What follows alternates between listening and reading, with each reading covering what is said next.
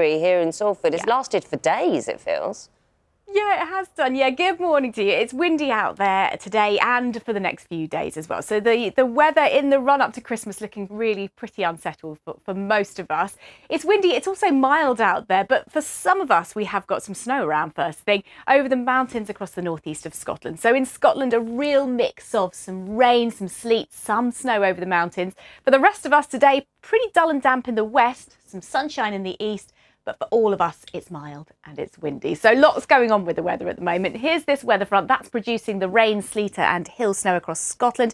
For the rest of us, higher pressure holding on. Quite a lot of isobars, so quite a windy spell of weather. But the wind's coming in from the southwest, so really mild air pushing in. But over the next few hours, that's when we see this area of snow for northern parts of Highland, 2 to 10 centimetres.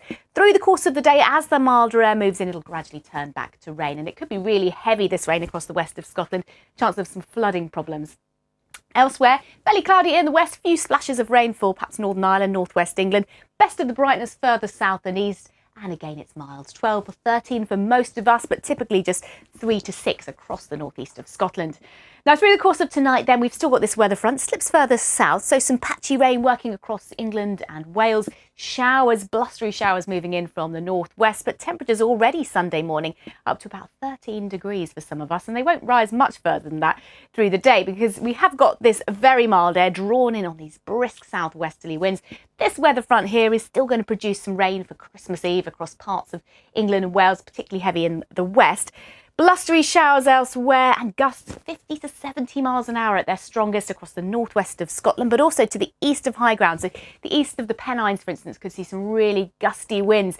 Do bear that in mind if you have got travel plans on Christmas Eve. It's going to be a windy day, really mild, 15 degrees or so, could be potentially the mildest Christmas Eve on record.